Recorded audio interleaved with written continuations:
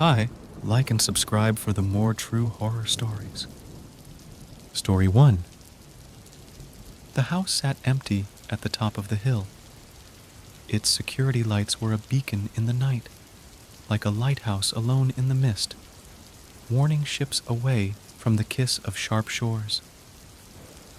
The closest neighbor was further away than a man could throw a rock, a fact that didn't appear to be a coincidence.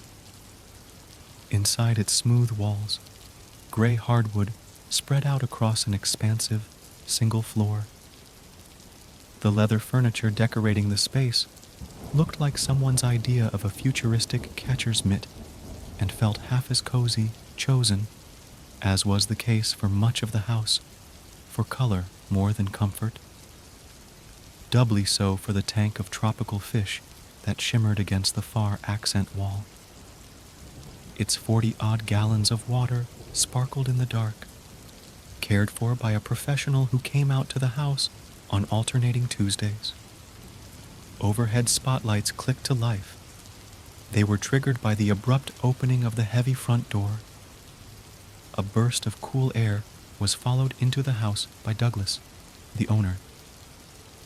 He shut the door just as quickly as it had swung open, his gray, unblinking eyes flecked with bits of blue.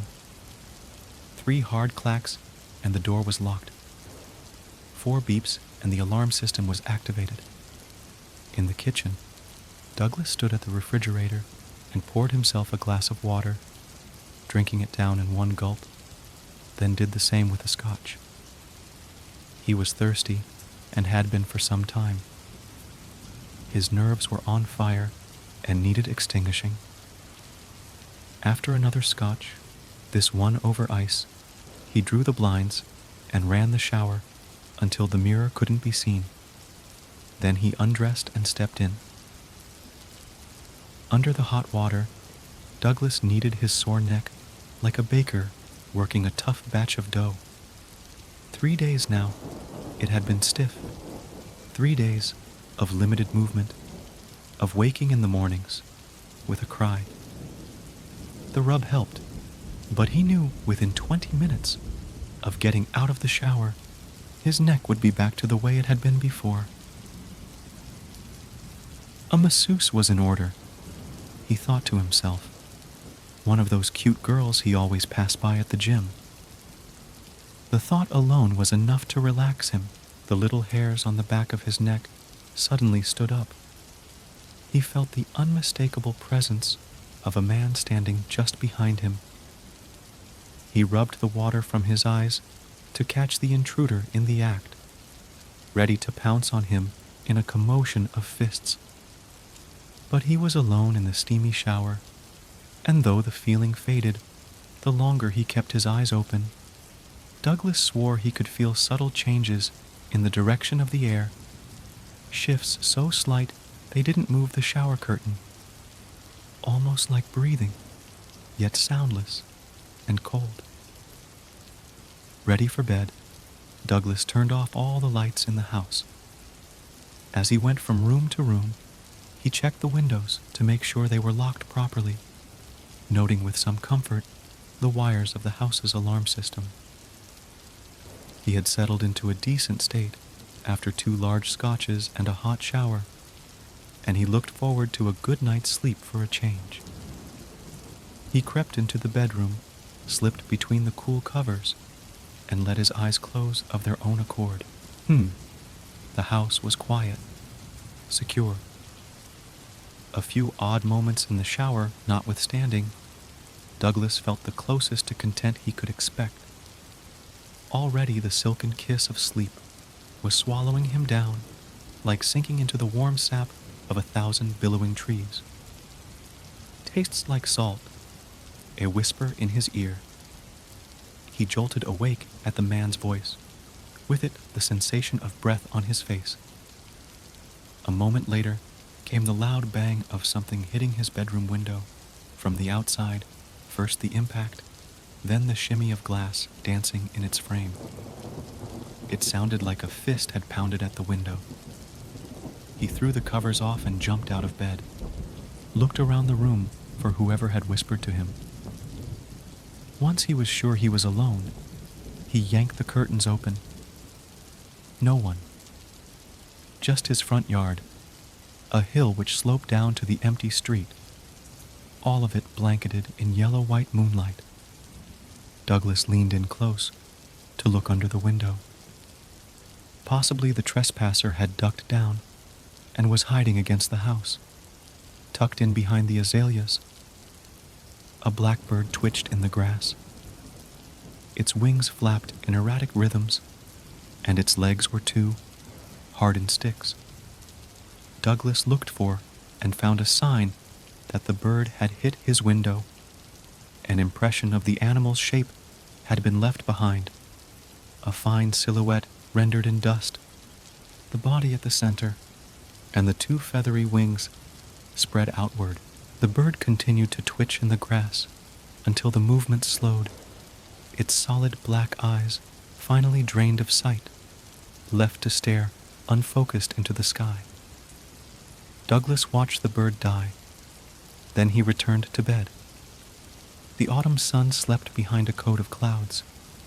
Meanwhile, some people had to work. Douglas stood at the water cooler down the hall from his office, repeatedly refilling and draining a cone-shaped paper cup. He was still thirsty despite a good night's sleep. Each time he drank, he watched the bubbles rise up from somewhere unseen and wobble to the top of the water jug. The sight was hypnotic. At some point, he lost the need to blink. "What happened to you Friday?" Douglas looked up from the dancing bubbles. Peter from marketing had walked into the break room unnoticed and was eyeing Douglas with light contempt. "What?" "You were supposed to meet us at McSweeney's," Peter explained, "for drinks, on Friday." "Oh, sorry about that," Douglas managed. As much as he'd tried to think of an excuse for not going, he couldn't come up with anything sufficient. "It's Ed you should worry about. You know he likes the whole team socialisting, kiss the boss's ass thing. If you keep no-showing, he'll rethink the promotion." Douglas nodded distantly. He raised his paper cup. "Does this water taste funny to you?" "I don't drink water. I drink coffee like God intended." With that, Peter left the break room and resumed his blonde life. Douglas filled his cup and finished it one more time, doing his best to pin down the familiar taste. Back in his office, he tried to lose himself in work. He became absorbed by emails and faxes and reports, but he found himself unable to commit fully to the moment, fighting the feeling that someone was looking over his shoulder, checking his progress before he made any. More than once he typed out a word, only to delete it, then retype it exactly as it originally appeared. The second guessing put him on edge. Eventually, he gave up the idea of completing the task altogether. He sat back in his chair, rubbed his ears, smoothed his tie, and surveyed the battlefield. Suits glided past his doorway. Somewhere down the hall, a fluorescent bulb sounded out its electric death rattle.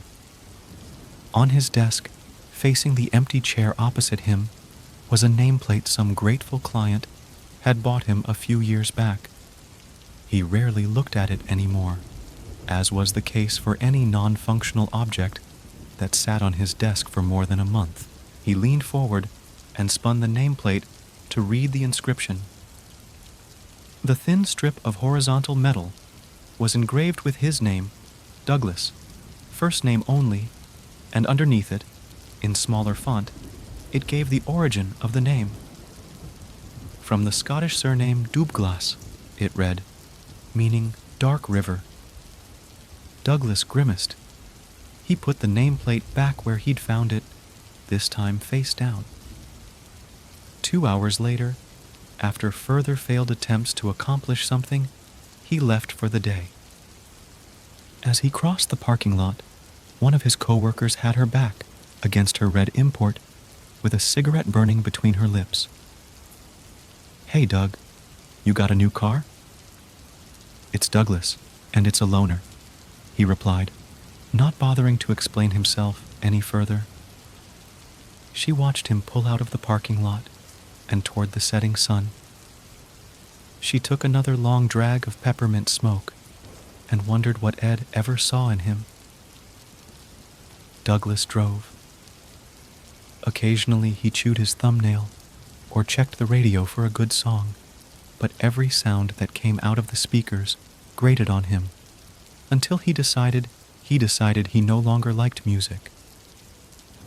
Meanwhile, the dealership mechanic's voice echoed in his crowded head. "That must have been some deer," the man had said, rubbing his greasy palms together as he inspected the damage. A flash of scared eyes crossed Douglas's memory. Deep points of tear-pooled black. He had said nothing to the man, simply left him to his work. As the night kicked in like a bad pill, he drove past the river, which interweaved through the large stretch of land outside the city. It had always served as a checkpoint in his commute, one of the telltale signs of leaving the throngs behind, those streets packed with the rude and the uncaring. Now it signaled something else entirely. The light of 1,000 stars above was snuffed out in its cold waters. He put his foot down on the accelerator and tried to pass the river without making eye contact. A few minutes later, he entered the tunnel which cut beneath the river. It was a hole in the earth, 1,300 feet long and 80 feet below the water's surface. The passage was made of steel arches, sprayed with concrete, and covered by brick. And though it did much for the city and its people, it was a generally unappreciated addition to its history. The tunnel's public perception had been marred early on when a portion of it flooded during construction, killing 3 men and injuring another. The accident caused a political outcry when it came to light that the company building it had cut corners in order to win the cheapest bid. Although that incident had occurred many years earlier, long before Douglas was born, he shared a distaste for that part of his commute. He had never in his life enjoyed being underground, believed it to be unnatural, and he defended the stance to anyone who would hear it. There were signs up today, warning of construction, a common sight, and sure enough, as he rounded the bend at the halfway point, he spied flashing lights, reflected against the wall, followed by beastly yellow and white vehicles, and finally, men in reflective vests. One of the larger men held up a sign to the drivers, which read "Slow," letting the cars slip past one at a time as he glanced mechanically over his shoulder at one of the construction vehicles backing into place. Just as Douglas was about to make his own pass, the man flipped the sign around to say, "Stop." "Come on," Douglas sighed. The heavy man made his way to the side of the car and signaled for Douglas to lower the window. "Only take a minute," the man declared. "You can't let me past?" He bunched up his thick face and blew out air. "That's what the last guy said. And the guy before that. And the guy before that. What if I gave you $20? A shrug. "Sorry, bud. Tunnel's got to be fixed. Eventually someone suffers." He turned and reclaimed his spot, watching the vehicle back up as he half-heartedly held up his sign. In the rear view, Douglas noticed there wasn't a single car behind him. He and he alone would have to wait for life to resume. He settled into his seat and watched his tax dollars work against him, though he refused to put the car into park. Somehow, it meant giving up. A minute later, he gave up. He put the car into park and checked his phone. No service.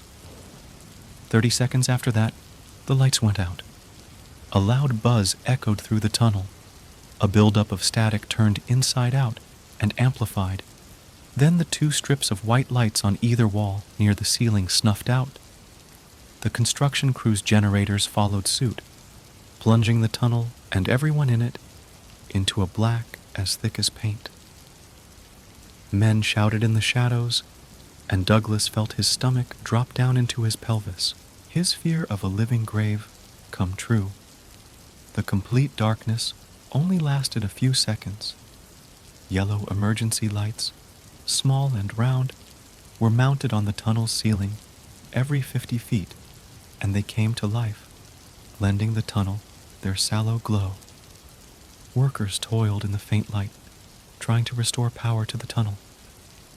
He felt it again, a presence just behind him. Douglas shut his eyes. He squeezed them so tightly, he saw fireworks behind his eyelids and felt a low, deep rumble in his eardrums. He knew there was nothing there, just as there had been nothing in the shower, or in the bedroom, or even standing over him at work. Nothing was invisible in this world. Everything was real and explainable. This was real life. There were no monsters, only idiots and their fears. Cold fingers traced a line up his neck. He shivered and moved forward in his seat, pretending to be chilly from a draft that wasn't there. He cursed himself for entertaining dark thoughts for even a second. But then, a whisper drifted from the back seat. Tastes like salt. He ignored it, blocked it out. No one had power over him unless he gave it to them. So thirsty. His leg began to shake, and he squeezed it hard until he knew it would bruise. With sudden intensity, the tunnel lights came back on, the power returning with a solid boom joined by the happy shouts of the construction crew. Relieved, Douglas opened his eyes and let them adjust to the light. He couldn't wait to get out of this damn tunnel and resume his tired ride home. He glanced in the rear view to see if anyone else had shared in his bad luck. Any other commuters in the temporary grave. There was a face in the mirror, a pair of hollow eyes looking back at him. Dark, dripping wet hair over water-slick skin. The man opened his colorless lips, and dirty water poured out. Panicked, Douglas spun in his seat, his heart exploding against his chest. But there was nothing behind him, just an empty back seat and an ice scraper on the floor. Nothing in the rear view either. No death stare, no colorless flesh. Even the air felt empty. He tried to breathe slow and steady to calm his heart. He became aware of someone outside the car, waving their arms at him. It was the large construction guy holding the sign, and from his face, he'd been trying to get Douglas's attention for some time. In a daze, Douglas rolled down his window once more. "You can go now," the man called out. "Power's back." Douglas nodded and took the car out of park, rolling slowly past the men and their trucks. He drove the rest of the way home in silence, trying and failing to forget the face in the mirror. His mouth was as dry as burnt paper, and he planned to drink until either his thirst or his legs gave out. Douglas knew he was dreaming. He walked through a dark field at night. The grass was ankle-high, black as oil, and it stretched to the horizon in windless sway. The dirt beneath his bare feet was black too, like potting soil, but not as damp. There was no moon in the sky, nor direction in his heart. He simply walked, lifeless dirt between his toes, as birds cawed, unseen in the grass. If he strained to see them, he would catch moments of black feathers twitching between the blades, their eyes like voids filled up only with hurt. Douglas stopped. A man lay on the ground ahead, his face buried in the dirt. His clothes were soaked, and a puddle of what he hoped was water had formed around him. "Are you okay?" Douglas asked without moving his lips, but the man didn't answer. Douglas moved closer and repeated the question. The man still didn't move, but this time he answered. His voice was the dry crunch of gravel underfoot. So thirsty? A loud knock woke Douglas. He spasmed in his chair and gave out a shout. Whoa! Peter stood in the doorway. Douglas looked around his office and situated himself. He had dozed off behind his desk again. He shook his head and apologized. Noises have been setting me off lately. Peter gave him a condescending look. You need to relax. Just a friendly tip. No one likes a guy who gets stressed easily. Especially Ed. He peeked down the hallway to see if anyone else had witnessed the incident. Especially Ed. Douglas rubbed his heavy eyes. I think I need to get away for a bit. Hit the reset button. Peter stepped into the office and lowered his voice. Are you crazy? You can't go on vacation right now. Not with everything going on. I know. Peter paused to scratch his nose. Then he smiled. What?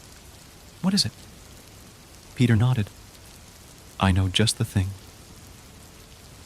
As Douglas took a seat in the small waiting room, the pretty girl came out from behind the welcome desk and handed him a clipboard. It held a release form printed on 2 sides of 1 page and a pen clipped to the top with the place's name on it. Deep Escape. Standard stuff, the girl said. Not liable for anything, blah blah blah. She smiled and returned to her desk, where she kept her phone hidden behind the computer monitor. Douglas filled out the form on autopilot. If you've read one, you've read them all. Meanwhile, Peter's words rang in his head. Did I ever tell you about my brother? The poor guy came back from Iraq with shell shock. I'm not sure what they do exactly, but it's some kind of isolation. No sound, no light. He said he tripped out a bit at first, but by the end he felt like he'd slept for a year. Douglas didn't really care what they did, so long as it worked. He was tired of being anxious about being tired. His mind just needed a little break before it broke. There was no such thing as unseen presences or disembodied voices, just the very real effects of stress on the brain, and he knew he had to treat it in very real ways. He skipped over all the disclaimers and got to the part where he signed on the line. Before long, he was standing in a private room the size of a bedroom, while an attendant explained the white beast in front of him. When you enter isolation, the young man explained, you're in the darkest place in the world. The thing was the width of a large bed and twice as high. It was enclosed on all sides with a slanted front wall where the door was located. The door had a handle on its left side to open it, as well as 2 larger ones on the body to hold while climbing in. The attendant explained everything about the treatment, how to get the most from the experience, which specific parts of the brain it stimulated. But Douglas was only marginally aware of him until he asked if Douglas was ready. Douglas nodded, and with that, the attendant showed him where to hang his clothes and left him alone in the tiled room. Naked, his clothes folded on the small bench, he opened the white beast and stepped inside. The water was set to skin temperature, making the transition an easy one. It was like slipping into a second skin, a friendly hand that welcomed him and took him in safely. A voice deep inside told him not to get in, not to do this, but already the smooth water had won him over. Completely inside, he crouched down low and pulled the small door shut behind him. Dark, true dark, was as unfamiliar to him as it was for most. Accustomed to ambient light as his eyes were, from sun to moon, starlight to streetlight, they struggled to make sense of the complete absence of stimulation. Douglas found the first minute of this new darkness to be dizzying, and he only lay down in the shallow water when he felt comfortable enough to move. He was surprised to find he floated easier than normal, and he seemed to remember the attendant saying something special about the water, which gave it that characteristic. As the shadows settled around him, the water no longer sloshing against the side of the tank, his ears, too, fought to understand a loss of constant input, followed by his skin. He lost all sense of time passing. Soon his eyes were creating a show for themselves. Flashes of light formed and swirled above him, and he watched them like a child does a fireworks display. A beautiful burst of color exploded before his eyes. At its center, set like a jewel, a tiny dot of black grew until its true shape became clear, an eye, wide open. The black pupil at the center expanded until it overtook the outer colors completely. Surrounded by pure dark once again, he was jarred by the deafening sound of impact that filled up his eardrums, like a bird smashing into a bedroom window, like the world come crashing down, and he was pulled into the black, all-encompassing pupil and out the other side, where his hands struggled to regain control of a steering wheel. There was a long crack in the windshield, like lightning eating up the glass. At one jagged junction, a bit of something black stuck up from the broken pane.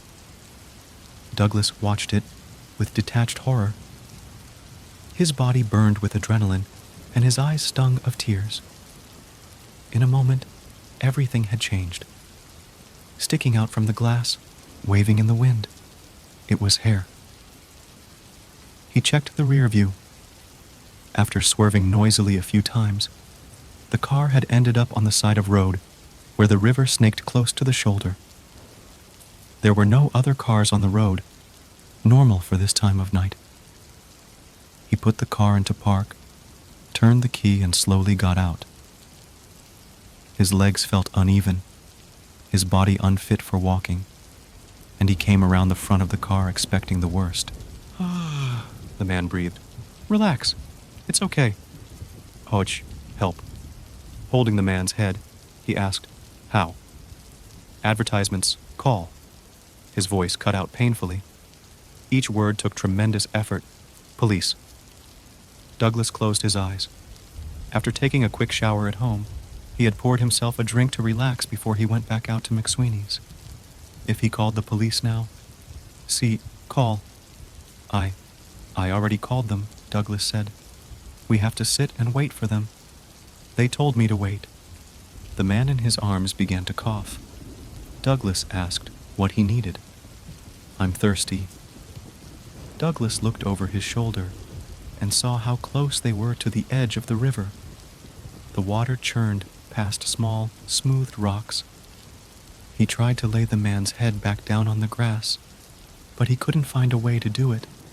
That didn't cause the man to scream out in agony. Instead, he carefully dragged him backward, grunting and sweating to the river, until his legs were submerged in it. With one hand he cradled the man's bleeding head from dipping into the river, and with the other he scooped up cold water and fed it to him. It tastes like salt, the man complained. It didn't make sense at all. Douglas tried it himself, but tasted only water. It's a river, he said. It's fresh water. It tastes like salt, the man repeated. He took another sip, looked up at Douglas as he struggled to take a breath. When? When what? When are they coming? Douglas paused. Soon. Just try to relax. The man's gut rose and fell like waves. You didn't do it, he said. Douglas scooped up more water in his palm. Do what? Call. His hand stopped.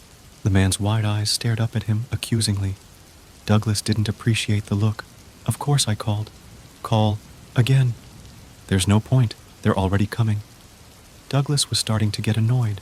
The two men locked eyes. They understood each other too well. Together in that moment, their lifelines tangled like bad wires, the river gurgling and splashing into them. pushing past their bodies eternally. A moment stretched into lifetimes. Time was nothing. Life had stopped. The man took a great deep breath, and with the night air loaded in his lungs, pushed the man's head under his mouth to scream for help. The scream became bubbles in an ungiving torrent of frigid river water. He wouldn't let this man ruin his life. This stranger who had no business walking along the side of the road at night. The unwelcome weight that hit his bumper and bounced off his windshield. The man who thrashed and swallowed the river with his eyes wide open. His eyes. Douglas opened his eyes. He was in the dark again, back in the tank. Deep escape, floating in space. But he wasn't alone. Something was in here with him, crouched over him. A presence, a sound, a body without a body, which had been following him around. Cold fingers shot out and wrapped around his neck, pushed him down underwater. Douglas looked up, from dark water to dark sky. Even in perfect pitch, he could make out the face of the man above him. It was no surprise. His lungs and eyes burned. He took in great big mouthfuls of water and noticed, as his vision faded and shook, that it had a strange taste, like the water cooler at work, and he thought back to the attendant who had introduced him to the device he was now drowning in. In order to help you stay afloat, the water is treated with Epsom, he had said. Epsom. Salt. It tasted like salt. Tight fingers squeezed his throat shut. They turned his vision black, blacker than the water, the dark river that swallowed him down. You're in the darkest place in the world. Not yet, but soon. All that was left was to give up. Like and subscribe for the more true horror stories. Story 2. I still dream about the ocean, waves capped with foam, the whispered poetry of high tide, pools filled with brine-crusted treasures. I dream about storms and faces. A roar of thunder wakes me to a cold sweat and an empty room, and I try to fall back asleep. I try to dream of something else, but the sea never fails to roll into my mind and drown my thoughts until another storm brews. My uncle and I lived on a private beach in South Carolina for a long time, and I fell in love with the scenery almost immediately. For the first couple of months, I was enrolled in a nearby public school, but sitting still wasn't really something I was good at. The world was so much bigger than the four walls of that classroom. The anxiety of a world passing me by, a brand of worry normally reserved for 20-somethings or prematurely balding men in their 40s, overwhelmed me to such a degree that I was taken out of school altogether. To my dismay, though, the time that I had previously spent in the classroom was not replaced with excursions on the Atlantic. When I asked why I couldn't at least ride with him, my uncle would just say that fishing boats were dangerous even without kids running around. So, I wandered through my days alone, barefoot on the winding shores of the Atlantic. The portion of the beach where our little bungalow rested was technically private, but the occasional pedestrian would ghost their way onto the sand, unbothered or unaware of their trespassing. From the attic window, I would watch them, men, women, and the occasional teenager. I wondered where they came from and where they were going once they left, and I would try to muster some courage from time to time to talk to them. I always stopped short at the door, though. I always felt like I would be bothering them. One evening, after Uncle had left, I spied some lights over by the dune behind us. In the grass and reeds, a boy and a girl sat talking in the glow of a lantern. They were young, but the two drank from the same type of beer cans that we had in our fridge. My heart slipped its paces excitedly. I scurried into the kitchen and snapped one of the frosty cylinders from its plastic collar. Returning to my window, I perched myself on a couch cushion upon the floor and opened my drink. When I spied a glance back to the couple, I noticed they had stripped off all their clothes and discarded them onto the sand. They rolled on top of one another in ways that seemed so alien to me at the time, and I felt a guilty fear wriggling in my chest. Tears warped my vision as I placed the can to my mouth. The smell was almost as foul as the taste, but I'm not one to let things spoil. I finished the contents and averted my eyes to my feet, only to find myself wandering a peek back to the dune. When they finished, they laid there for a long while, naked in each other's arms. That longing, that compulsion to make myself known, struck me harder than it ever had before. I was heavy inside, like my heart was full of pebbles. The two left after an hour or so, and I whisked out of the house and up the dune once their light had faded completely into the distance. The dry, scrubby grass around their spot had been flattened in an almost perfect circle.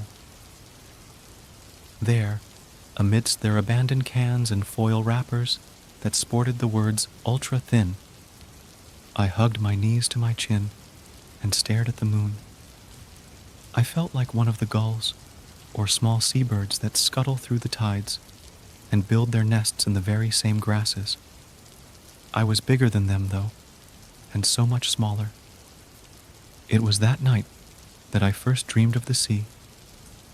I stood on the shoreline, watching the waves roll stars into coiling swells of sidereal glitter. The breeze caught the crests of the water and threw mist into the air and onto my face. From the water breached a figure dressed in a fine black suit.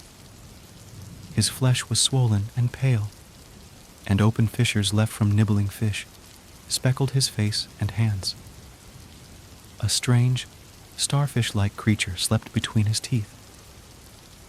The body drifted up the beach until the crown of his head rested right at my toes, and I wondered where he had come from. I woke up the next morning on the front porch, yawning as the sun squinted just above the horizon. 3 yards from the house, about halfway up the beach, lay the suited man. The sea breeze slipped a string of my hair between my pursed lips, and I stood to my feet. The beach was empty, save for the man and I. After a slow approach, I stood over him for a long while and stared into his cloudy eyes. I thought that he must have been a nice person before. He looked that way at least. One would think that such a thing would stink more, but this was surprisingly not the case. He smelled of scaled fish, or maybe snow crab, which is not an entirely unpleasant aroma to some. The musk saturated his clothes like cologne. I sat beside him and watched the sun grow into a full, luminous orb. The light was warm against my skin, and shutting my eyes, I slipped my hand into his for just a while. Sweat was beginning to grow on my nose when I finally opened my eyes, and I watched as a hermit crab tittered from his pants pocket.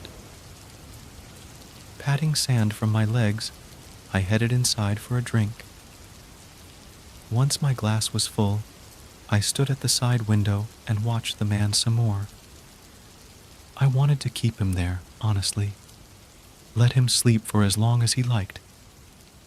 I fully intended to, but a flight of gulls had found him and had begun pecking at the buttons on his coat. Rushing out, I shooed away the birds. A couple of the stubborn ones waited until I was right up on them before fluttering a safe distance away.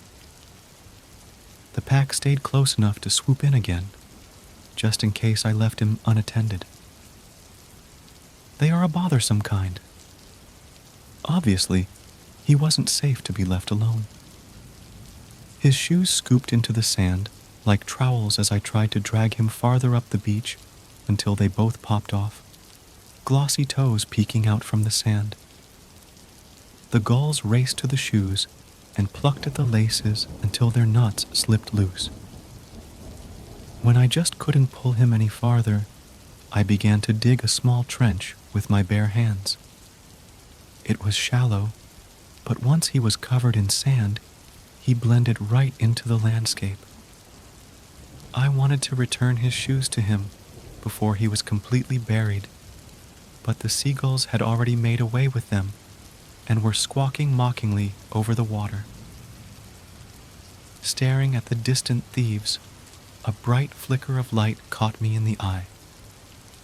I blocked the beam with a closed palm, then peeked around my arm. In the sand, not too far from where the shoes had once been, was a reflective sheet no larger than a note card.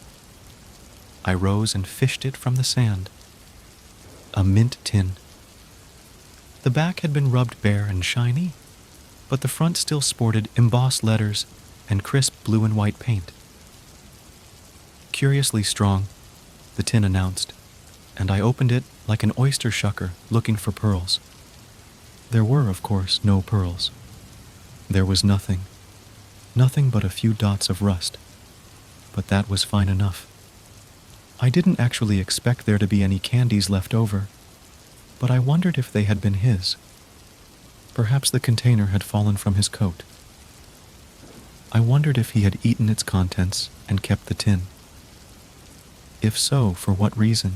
Perhaps if they had been gobbled up by a lucky eel that just happened to pass him by. It was also entirely possible that it had not been his at all and had settled on the beach during high tide. They were all fun thoughts, but I chose to settle on the first. I also chose to keep the tin for safekeeping. I never expected to fill it up so quickly, and I dreamed of the sea every night after that. Sometimes I dreamed of men and women far off the coast, drifting in open waters. I dreamed of great creatures with gleaming, bulbous eyes, watching them bob along, the surface just above. I dreamed of hands with pale flesh, tightly wrapped around gaunt fingers, that reached from black fissures on the seafloor. I dreamed of bodies washing ashore, and when I awoke, there they lay. Each one I buried, and each one left me with a small trinket that I kept in my little tin of treasures. The sea brought me new faces almost every morning, sometimes as many as 3 at a time. After the first couple, I began digging their beds with a shovel instead of my hands, which I had worn down until the skin was so raw that it looked like I was wearing pink gloves. My dreams came like nightly postcards to tell me of a friend's quickly approaching arrival. There were times when these letters told me that plans had changed and I would not be visited by that particular sender. Some were more vivid, more descriptive than others. Sorry to alarm you, but I have sunken to the seafloor. I may be very late. Pardon the inconvenience. Sincerely, a woman in a low-cut dress. I regret to inform you that I have been swallowed whole. Always, the boy with glasses. To whom it may concern, my body has fallen into a crag, and my present company leaves a lot to be desired. I expect that I won't be able to depart before I have been picked clean, if I am able to leave at all. Wishing you well. A pile of bones.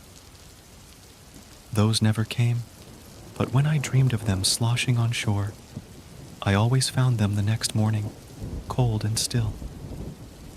This business had kept me so occupied that I nearly screamed the day I saw a jeep come cresting over the grassy dune one evening, disrupting the routine that had given me so much joy for over 2 months. A woman in a skirt climbed from the vehicle, holding black heels with a hooked finger as she marched through the sand. Somehow, she knew my name, and she yelled for me over a violent wind that warned of an approaching storm. I learned later that her name was Charlie, and she was full of questions. She wanted to know where Uncle was and if I had seen him recently. I told her that he hadn't been home in months, a fact that surprised me as much as it did her. Honestly, I didn't realize how long it had been until that point. She and I sat inside for a long while. She looked through our cabinets and closets. She seemed worried about something. Eventually, she stopped asking so many questions and told me to pack some clothes into a backpack. I didn't protest too much. Charlie wouldn't answer questions, which seemed pretty unfair at the time. I asked her if she was taking me away, but all she would say is, "We can talk about that in the car." I asked her if my dad had really tried to kill my mom. Again, she said we could discuss it in the car, but when I hopped in the back seat with her, I didn't feel like talking anymore. Charlie tried to ask more questions as a man in a suit drove us away from the beach. She would try to touch my head or my hand, but I shrank away. At some point on our drive, I fell asleep with my cheek pressed against the window glass, and I had a dream. This time, I dreamed of wind, angry wind, wind that clawed across the beach with invisible talons. It splashed from the water and tore off the roof from the bungalow. It pounced down onto the dune and peeled away sand like sheets from a bed. The longer the storm raged, the more it revealed on the beach, wiping away the earthen lids on 100 shallow graves. Rogue waves climbed into the air before crashing down, greedily grabbing the bodies as it receded. Then, as another pillar of water fell upon the shore, the sea gave up one last gift. A familiar likeness, dressed in yellow, rubber waders rolled along the beach like a rag doll. The force of the wave buried his head completely into the sand. Another wave crashed against the body, and the neck snapped as his torso rolled in the wake. I woke up at that moment to a clatter. I was lying in an empty room on a couch, padded with stiff cushions. Buzzing fluorescent light flickered above, and a heavy rain roared outside, cascading over several small windows beside me. I craned my neck to find a rusted mint tin lying open on the floor, its contents littering the area around me. I scooped up the treasures and placed them one by one back into their chest. When it was full again, I closed it, held it tightly to my chest, and shut my eyes. I didn't know if I would be able to fall asleep again, but soon I could hear the cries of gulls.